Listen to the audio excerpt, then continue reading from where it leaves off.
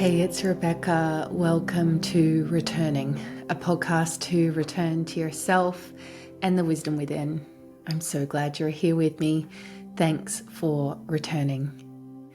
Today, I am so very happy to be returning with my friend, the phenomenal Bronnie Ware. Bronnie worked at the bedside of the dying and alchemized her profound insights and experience into the prolific international bestselling memoir, The Top 5 Regrets of the Dying, which has been published in 32 languages and has a movie in the pipeline as well. Bronnie really is someone who speaks effortlessly and with so much compassion and profound wisdom.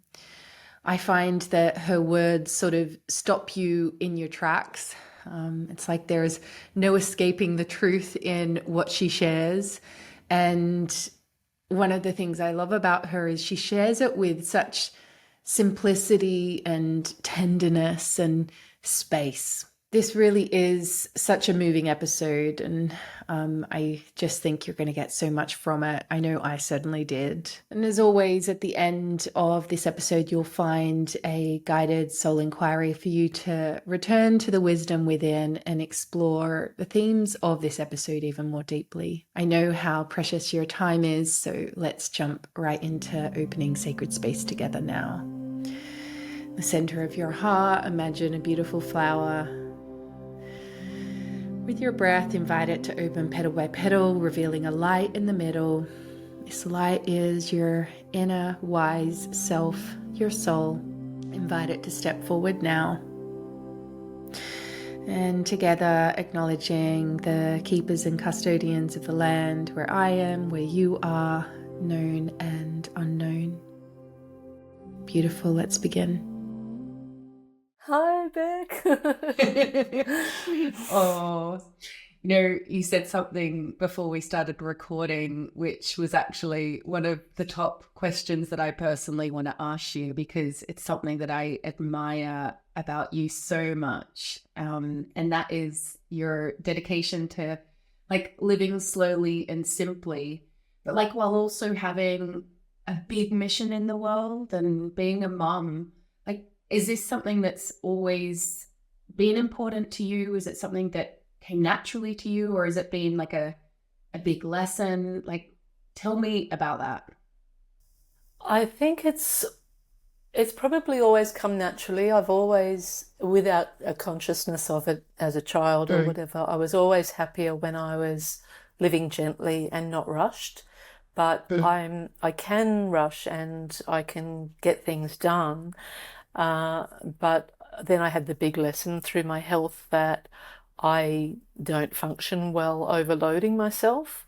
And so I find I show up more efficiently for my work and more presently for my parenting if I don't overload my day. And yeah, it's actually become part of my natural habit now. And I don't like to be, I just don't set it up that I'm going to be rushed or late. But, today, as I mentioned, I'd just come, I'm in London and it had been a bit of a rush in the car to get here back to my motel from another appointment. But I got here with enough time to be grounded, because I don't want to just fly in and go, boom, I'm here, and with anything in life, and certainly not for a conversation like this. But yeah, I really don't think we have to live fast, that we can still get as much done by living at a more supportive pace. Yeah. And I know you and I have spoken about kind of the push-pull challenges of social media and how amazing it is to be able to have this vehicle of connection. But then also, now it just seems like bite-sized, quick content, which is really, really fast and entertaining, versus dropping into that potency. And I love your vlogs that you've been creating with your daughter. I don't know how involved she is, but they're so beautiful. I've been watching them, and I do really notice that in all of your communication, Bronnie, it's like there is this potency. And I think that this is whether we resonate as being a creative or a mystic or just a conscious being, like it is this challenge in this fast-paced world to kind of say yes to the call when it comes, but also stay true to the potency. And I know I struggle with that fine balance between creating and producing and like being the mystic versus the machine. How do you navigate that? I think through a commitment to space, just truly understanding the value of space, of leaving space, and committing to it as a necessity, not as a luxury. And so if I was to overload myself, I'm not going to show up as my best. And yeah, so I just think treating the practice of leaving space, so treating space as a sacred element in my journey, that I'm not happy if I don't leave enough space, because otherwise it does get too fast for me. That makes me think of one of the regrets. I've got them written here. It's the fifth one, which seems like obvious, but also it's actually the most perplexing to me. It's something that I question myself of, like, I wish I let myself be happier. And anyone who's new to Bronnie's work, she has an amazing book, which I will link to, The 5 Regrets of the Dying. And number 5, I wish I'd let myself be happier. It sounds so simple to be like, because everyone wants to be happy, but it is this, like, what stops us from letting ourselves be happy? Like how do we let ourselves be happy? It's a great question. What stops us, I think, is probably the first one which is about the expectations of others.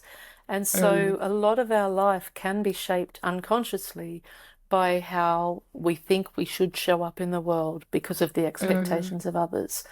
And so the more you can face the fact that you're going to die, and that you are going to die, and that your time is actually sacred, every minute, every day is sacred, you start to let go of that influence of other people's opinions. And so then there's a freedom that comes, which naturally makes life a lot easier and a lot happier anyway.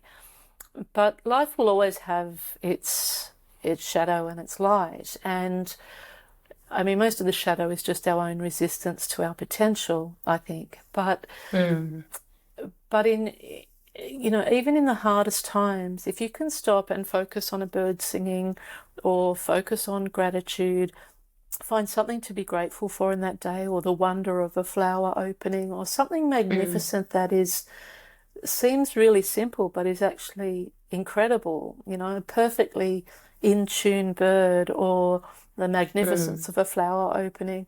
And it doesn't even need to be as beautiful as that. If you can just in that moment think, okay, well, life's really, really tough at the moment. I hate this chapter of my life that I'm in, but I can get outside today and breathe the fresh air, and there's people that aren't well enough to get outside today, or something like that. Then in that moment, even if it only distracts you for a few minutes, you have chosen to be happier in that moment. And so you haven't been dwelling in what the challenge is. You've actually made a choice in that moment to lean towards something happier. And the more you do that, the more it becomes a practice. And so it's not about denying the hard times and saying, oh, I've got to be happy all the time, because it's through the growth and through the shadows that we truly get to know our potential and what's important to us. But if we can just make those small choices regularly, that I'm going to focus on something else, then we're creating the habit of allowing ourselves to be happier. Oh, I love how you described that and brought nature into it. Because I think for me, like I've always been, when I was younger, I was kind of like obsessed with death, and I just couldn't understand why everyone else was. Like, why wouldn't we just, like, why isn't that all we think about? And like, what happens when we die? And we're all going to die. Like, why do you think that we don't look at that? Is it that death scares us, or is it that we just don't understand it, or that we, like, why doesn't society look at death like in a, like, if we look at it, it's like it's the certainty that will happen. It is the greatest mystery, and sooner or later we will definitely experience it directly. Like, why don't we look at it? I think it's certainly fear-based and it's cultural as well, Mm. that in the Western culture we just deny it, which is just ridiculous when you think about it, because of the guarantee.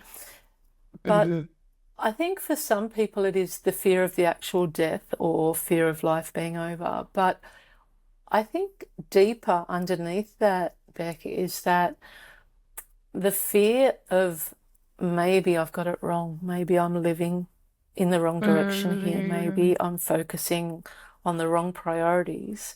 And so by denying death, you can sort of justify the chase for more, or you can justify the lack of connection with the greater family of humanity, and just live in that sort of self-absorbed, or not totally self-absorbed, caring about those in your inner circle, but not the big picture of humanity.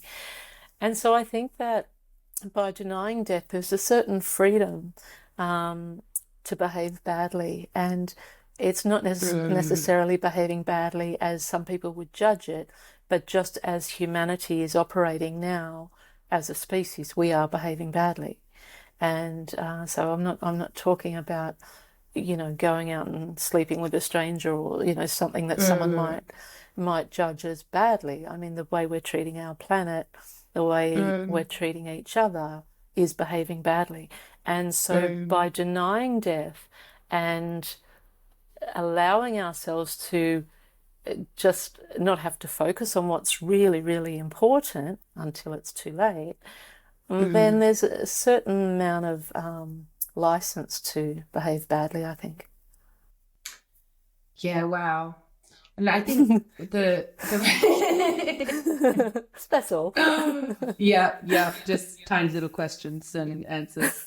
I think the regret that, like, strikes my heart the most, especially now that I've had kids, is I wish I didn't work so hard.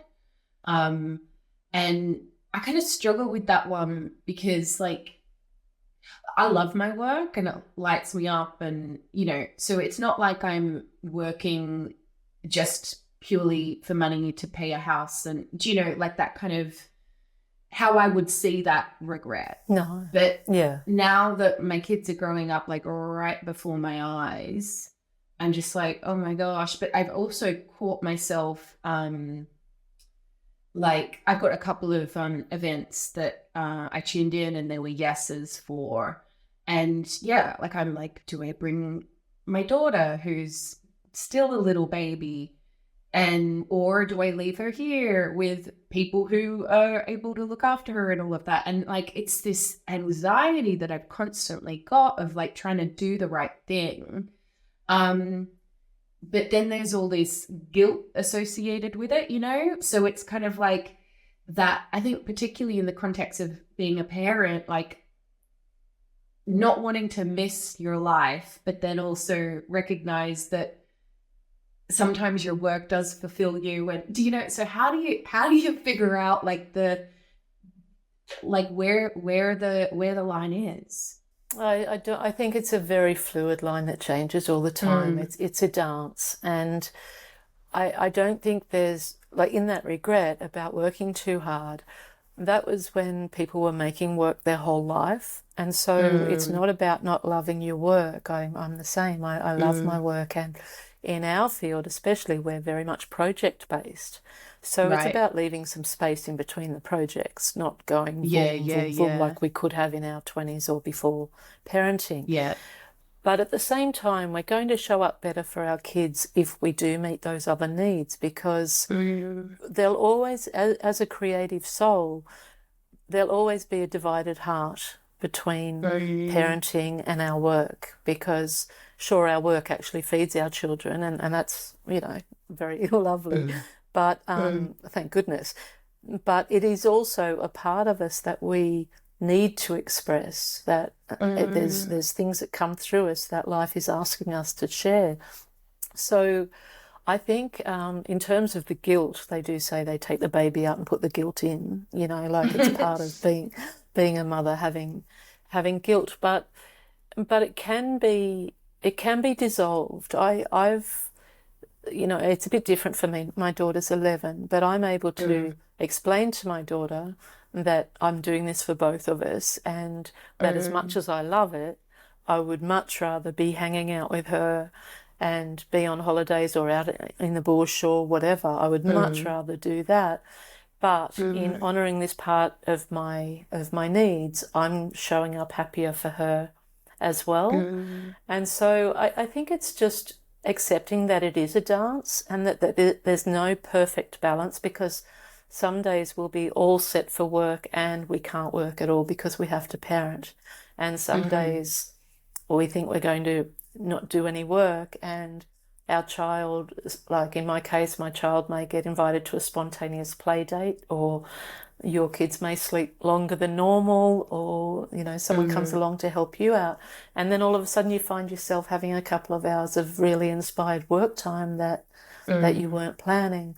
So yeah, I think for me, and what I would say to any other working mums is accept that it is a dance, and that you just have to move with it and do the best you can. As long as your mhm, child feels safe and loved, then that's okay.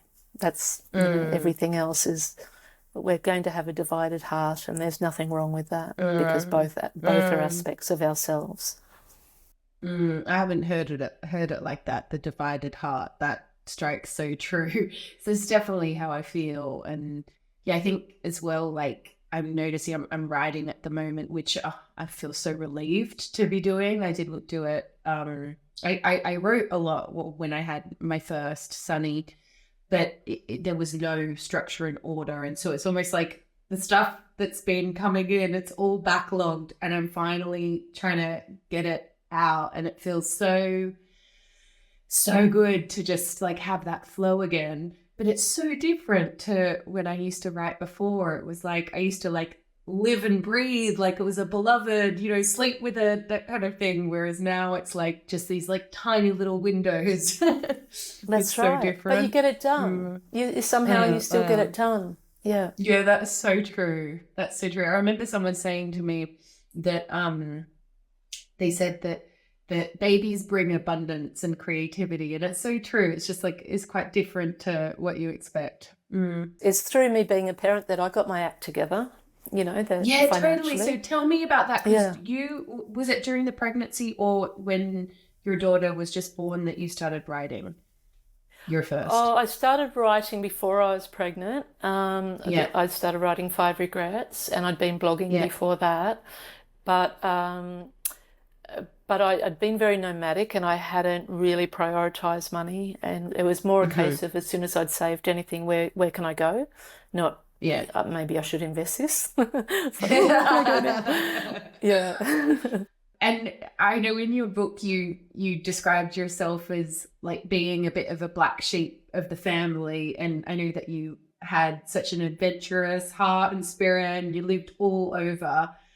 Tell me Mm. about that. Like, were you always like that? How has that shaped who you are? And do you feel like you kind of like came in like that, or it was like something that you grew into through your life?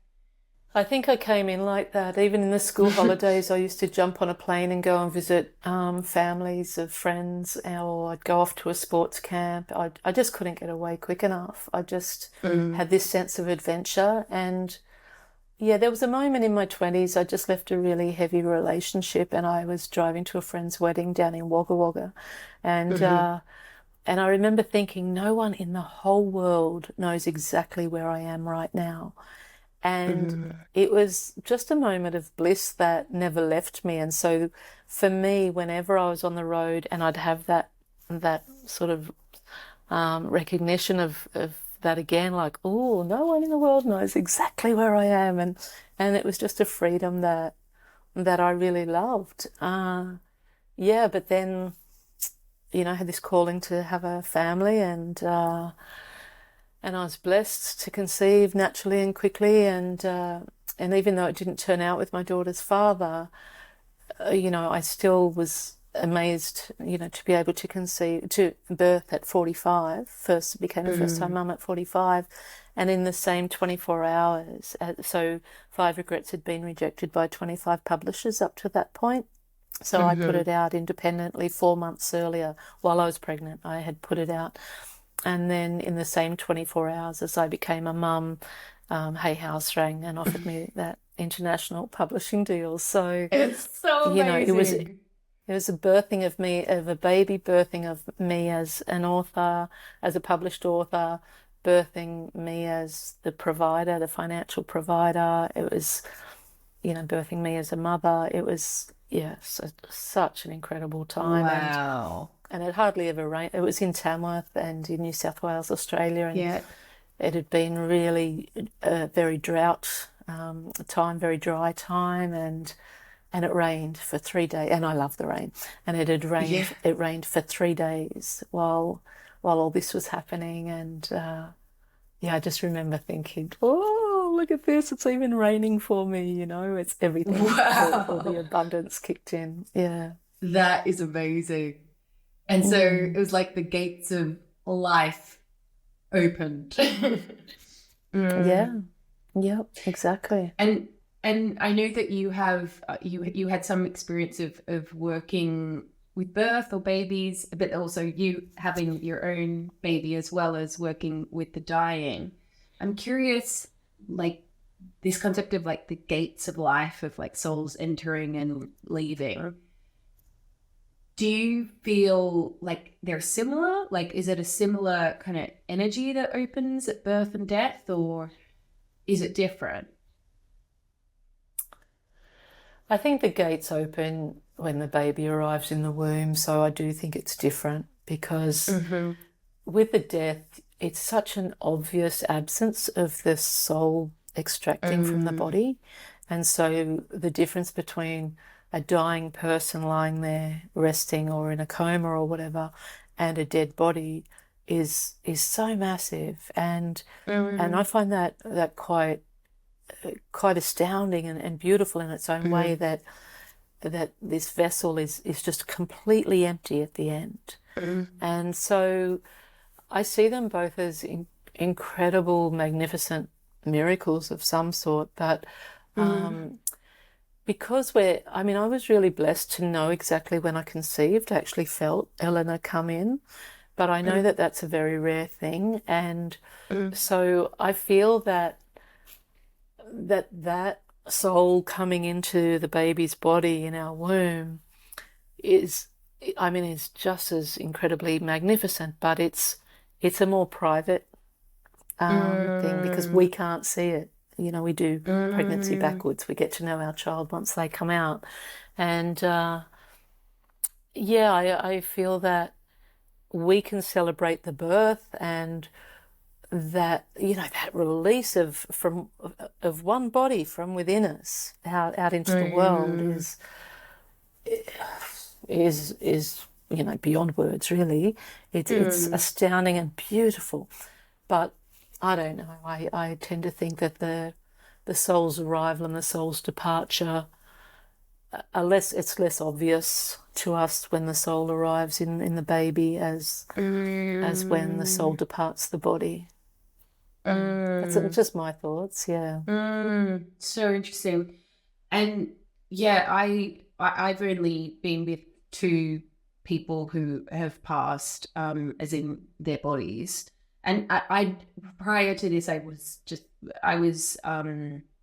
my work was always around the soul anyway. So like look, I believe in the mystery, which is I could never possibly know, but my belief that currently exists and has for a while is like the soul animates the body. And so I felt like I knew that, but when I saw my friend Blair's body after he had passed, that was the first dead person I'd been with. I just could not believe how he just was not there. Like I knew he wouldn't be there, but it was like everything that made him him, like everything was not there. And I still can't believe that, even though it seems like the most obvious thing in the world, but it's like they're literally gone. Yeah, exactly. And you say it seems like the most obvious thing, but the actual reality of it is that astonishing. It's just like, how can that be? And like, and with your experience of like, you've experienced that way more than me, like, is it different every time in the sense of like, it's gradual and sometimes it's, I'm not talking about the mode of death, but is it like the soul leaving or this essence or not being there? Like, is it a black and white type thing, like you know when it's happened, or is it gradual, or both? Or how could we possibly know? It's both. Yeah, it's both. And a conclusion I came to, and there's no scientific evidence on this or anything, but this is not a conversation for having to justify things through science. But something I observed with 8 years of being by the bedsides of the dying was that those who had a faith in something beyond, whether it was a religion or some form of divinity without a religion, their transition appeared to me to be far more gentle. It's like there wasn't the resistance, and so the actual moment of dying and that extraction of the soul from the body, it's almost like it was just set free and off it went, and that was it. But those who didn't have any sort of belief, or who were still denying their death almost right up until the day, there was a bit more of a fight for the actual. And extraction sounds like such a shocking word when we're talking about something so incredible, but and the whole life force of things, and but that's what I did find, that sometimes it took people without any sort of belief a little bit longer for their body to actually let it go completely. Yeah. So it took a little bit longer to die. Yeah. And so my mind goes, is that perhaps because they were afraid of the unknown, or like, do you think that it's like a mind type thing, or? I don't know, Beck. I think by that time I've got to wonder if they're even capable of thinking that right distinctly. It could be. It certainly could be. But I think that denial is a resistance to what is, and people who one woman was telling me she, up until the day before she died, that she was going to get me to do the books when she got better, and by then she was using the bedpan, she couldn't even get on the commode, and let alone to the bathroom, and I'd been with her for a few months, and every day she'd got worse. And she was still, up until the day before she died, said, look, when I get better, I'm going to, because she knew I was an ex-banker and she was an ex high-profile corporate woman. And she was like, I'll get you to do the books as soon as I'm better. I mean, that's crazy. And even when I'd said to her, darling, you may not get better, it's not looking like you're getting better, without having to, say to her, you're dying. Let's get real here. It's just as gently as I could say to her, I don't think you're going to get better. And she's still denying it. And so then when she actually died the next day, it was a little bit rough. There was sort of it was almost like her body and her mind. I think you're right. Yeah, it was just like she just didn't want to let go.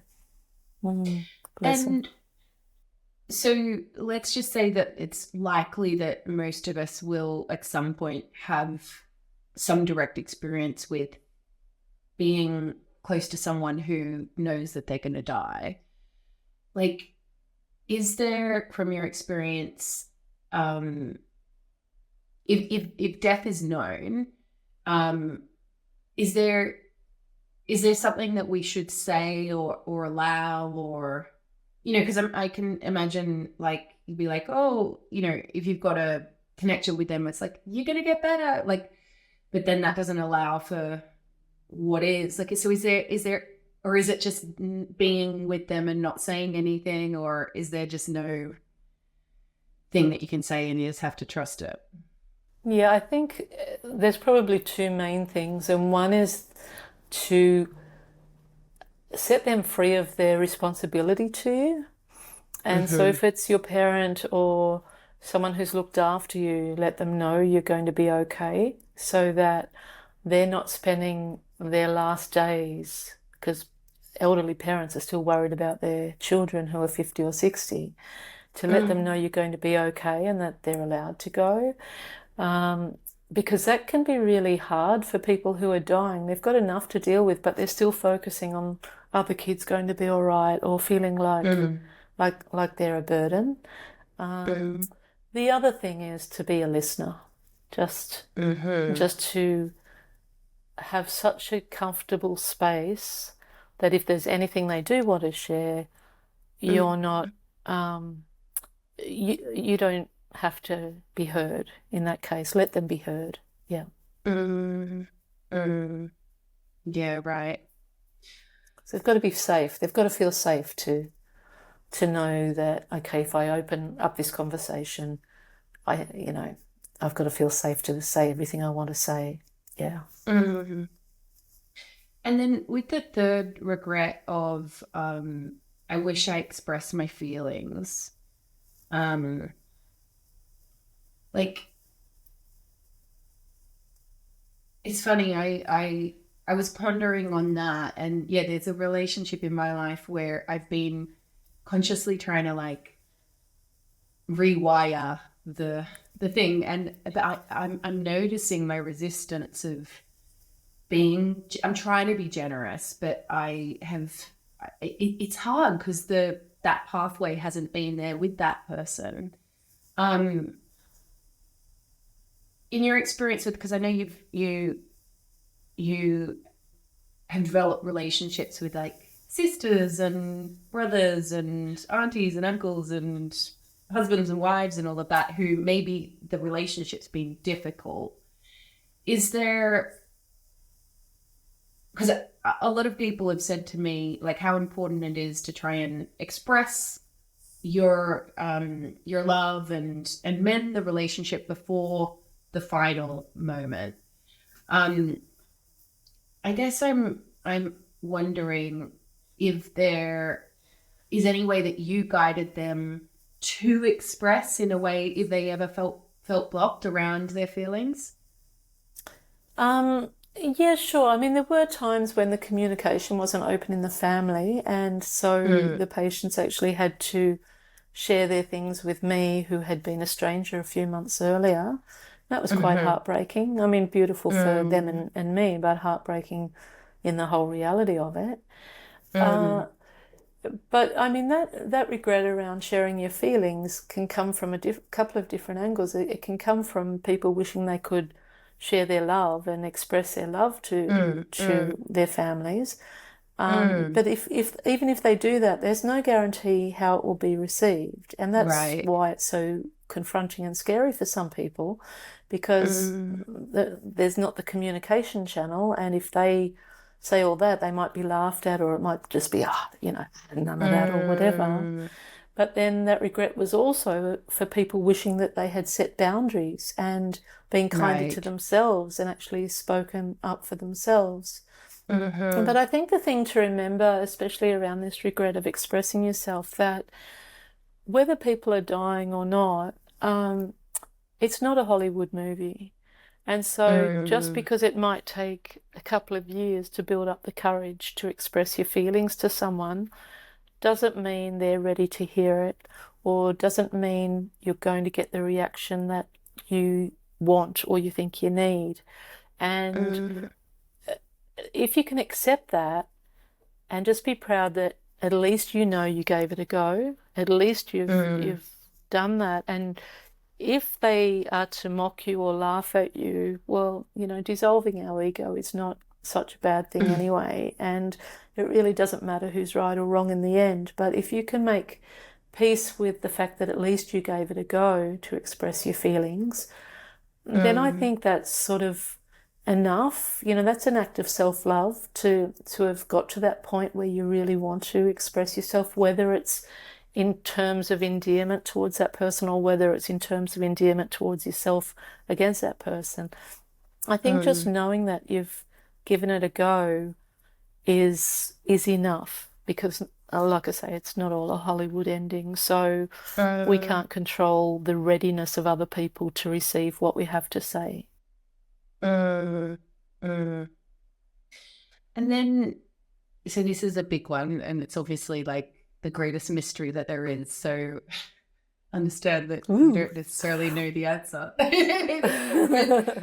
but with like in at the moment or just as you've been living into it through your experience, like what do you believe in the soul, and what do you think happens when we die? Yeah, I definitely believe that we return to, and that's not a pun of your podcast's lovely title either. I just realised what I was.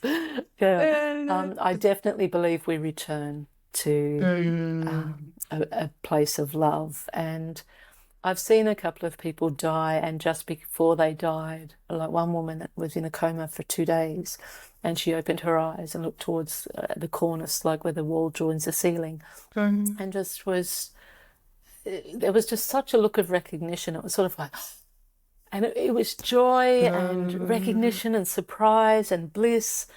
And then she just sort of and died and left. And that always stayed with me, that the sense of recognition. And that's why I feel like it's a returning. It's not a going to somewhere we haven't been before. I believe it's a returning to a beautiful space of love. And yeah, I mean, I was raised with religious beliefs, but I've sort of let go of a lot of that. I feel like my relationship with divinity is so much stronger by not having any religious sort of dogma around that, but I fully respect that religion is the path for a lot of people as well. Yeah, so I believe we return to a place of immense love where we're held in love. Yeah. And when you were younger or at different times in your life, like, did you have like that yearning to return to it? Like, I'm curious. I know I did as a child. I was like, I just wanted to get through this and out, which sounds quite morbid, but did you have that, or? No, mine was more a state of wonder with nature. Like I was in a permanent state of wonder, right through, even when when the family tried to knock it out of me, or certain people tried to knock it out of me, like, come on, dreamer, or daydream, or whatever, and I'd just be like, but look at that cloud, like, look at that cloud, and And do you think that is like just because nature is absolutely amazing, and you're obviously preaching to the choir here? I'm just like, oh my god. Yeah. Do you think that's just because nature is amazing, or because like your soul is just like, wow, I'm here, or both? Yeah, I think both. I think both, and that I was in tune enough, like still connected enough to my soul to recognize the wonder of it, to not just see it as a tree or whatever. But in terms of the rest of that answer is that because I was raised, I was raised as a Catholic and went right through Catholic schooling. I had an uncle on my father's side who was a priest, an aunt on my mother's side who was a nun, and then she became a missionary. And not before that, the uncle, who was a priest, asked her if they left their order whether they could join as a partnership, which is, it's getting pretty weird. So we've all got that auntie or uncle. Yeah, that's family. So I used to have like this Uncle Jim would come to visit, and we'd be like, oh, and we'd have to have mass at home before we'd go to school every day and things like that. So it was a very strong religious upbringing in that regard. My dad wasn't religious, but he sort of just let it be what it was. But I do remember as a Catholic having to go to confession, where you go and report your sins to the priest. And sometimes it'd be like, oh, I need some sins. Like, I've got to report 3 sins. What have I done wrong? Like, I need some sins. Oh, I can't say that one. I said it last time. What am I going to do? I need some sins, and that sort of thing. But there was one time that I genuinely had a problem. I can't remember what, but I was about 11 or 12. Oh. And I went into the little confessional box and pulled the curtain across. And I did the bits about, all the sins, and then got my penance of how many Hail Marys to say or whatever. But then I said, Father, can I just tell you something, talk about something? And I talked about it all, whatever it was. And he just said, okay, we'll say 6 more Hail Marys. Like, he didn't hear me at all. And I walked out of there and I thought, he doesn't care. Like, how can that be kindness and religion? How can that be God represented through this man if he doesn't even care? And so that's when I actually started questioning religion. And I felt, because there's so much guilt in Catholicism as there was then, I remember being really struck down by, scared to be struck down by God when I was 18 and decided I wasn't a Catholic anymore, and actually said it. And then I remember saying, I'm sorry, God, I still believe in you, but I just can't be in a religion anymore. I so relate to what you're saying. I was like, I had such mixed feelings about God growing up. And like, my grandma introduced me to Mother Mary, and I felt connected to her. And I used to like pray all the time. I'd pray before, like, to win a race. Like, when I was really young, I'd do like the sign of the cross without anyone knowing. But yeah, it was this complex thing of like, oh, it just doesn't feel right. But then just having this like deep yearning for the sacred at the same time. But then being like, yes, but I don't feel it here. But then I want it so bad. And yeah, just like not being able to identify or feel like I belong in a place. But maybe that's also the path of the mystic these days, because it's just like the path of the heart or whatever.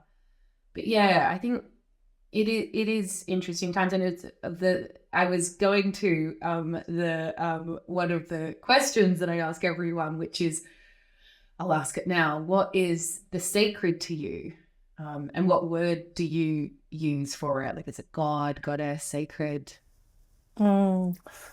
My heart just explodes when you even ask that. I use the word life, because I feel that I use life or God, but generally I use life, because God can become a little bit too gender specific or male specific for a lot of people, and or divinity, and my relationship with life and with divinity is, of course, non-gender. And and so I don't use the word universe anymore. I did for a while, just to steer away from the word God years and years ago, but it became a little bit too, it just didn't fit me. It became a bit too woo-woo for me. And so I guess in a conversation like this, I'm totally comfortable saying divinity, which is really what my personal relationship is with, is divinity. But in general, I speak about it as life, like trust in life, or look after, life. Because I just feel that is probably, less loaded conversation. Mm. And I really don't have the energy to try and prove anything to anyone. I really believe that we can be inspired by others through their own wisdom, but it's a very, very personal journey home into ourselves and into our soul. So I feel like if I leave it as broad as calling it life, then at least it's a safe place for people to take that however they want. And I have had people on my mailing list. I write a fortnightly newsletter, and I have had, when I've said, oh, something about life this or life that in that context, I've had people write in and say, well, you're talking about his, Jesus Christ or God our Father or whatever. And I've written back, and often I'll let it slide, but occasionally I'll just write back and say to my audience, call it what you like, but don't correct me. You've chosen to sign up here. I'm going to call it life. And yeah, but really, I mean, in the heart of it, Beck, for me, it's divinity. Yeah. Yeah. And for you? Yeah. For you? I know you could ask the questions, but now No, I'd love to answer the question because I'm constantly changing my answer for it. Yes. I'm writing a book at the moment, and I mean, like you, I'm just in awe with nature. And when I go into that with, like, whether it's water or a flower or the moon or the spinning of the planet or a baby growing, like every part of nature, it's just like, I call it at the moment the intelligent pulse of life. Oh yeah, that's beautiful. Yep.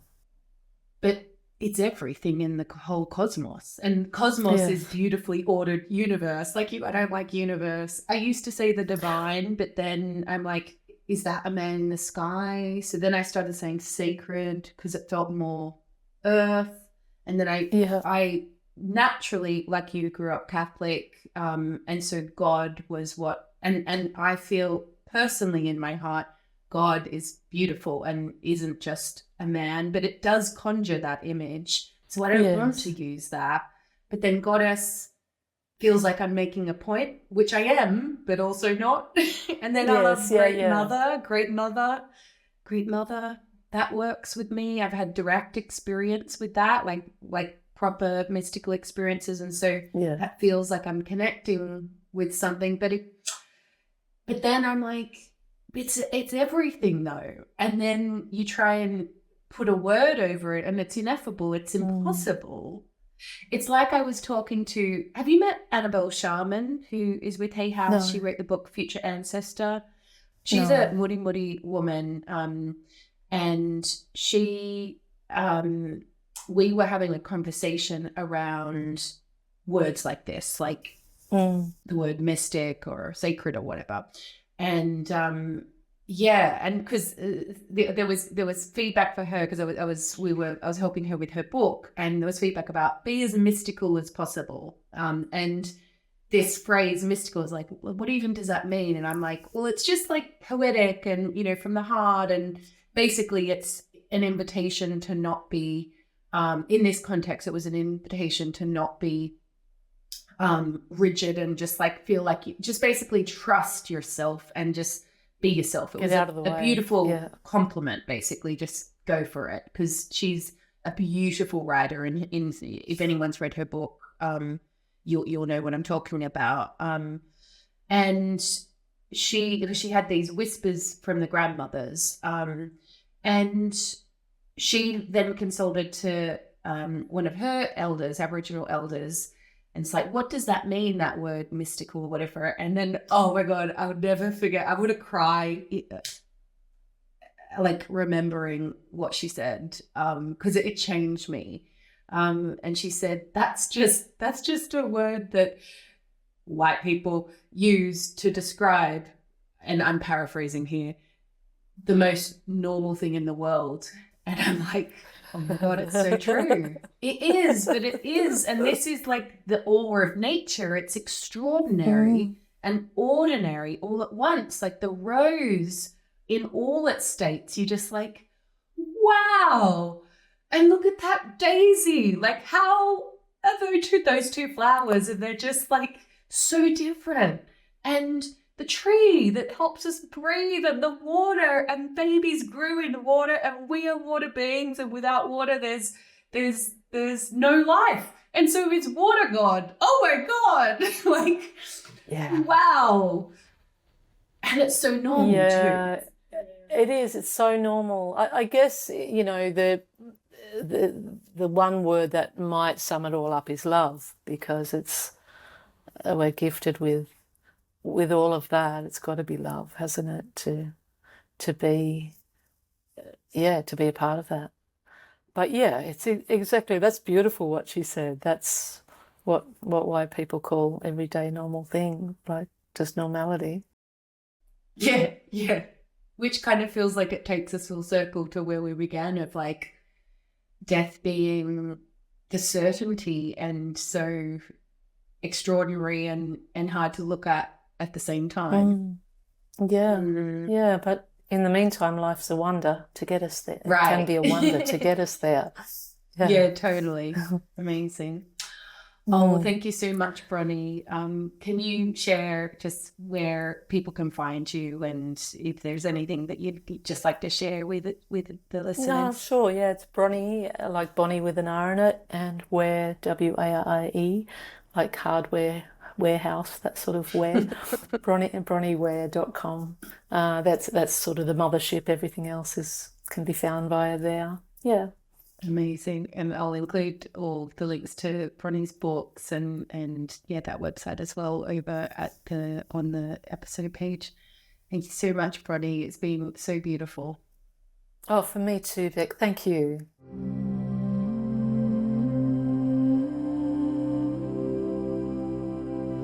Soul inquiry is a practice where we enter into a direct dialogue with our inner self. I like to write my answers as I find I receive them more deeply that way, but feel free to do what works for you. Today's soul inquiry prompt is: how are you being called to create more space in your life so you can truly live? How are you being called to create more space in your life so you can truly live? And now it's time to perhaps commit to a grounded action. So reflecting on one baby step you can do to take in that direction today. What's one baby step you can do in that direction today? Let's share a deep breath together now as we close this sacred space. I'm so grateful for you being here. If you'd like to keep returning to yourself and returning here with me, then please hit subscribe. And if you love this podcast, I'd so appreciate if you could leave a review or a 5-star rating. Thank you so much if you do that. And as always, you can find the show notes and everything mentioned in today's episode over at rebeccacampbell.me/podcast. Thanks for returning.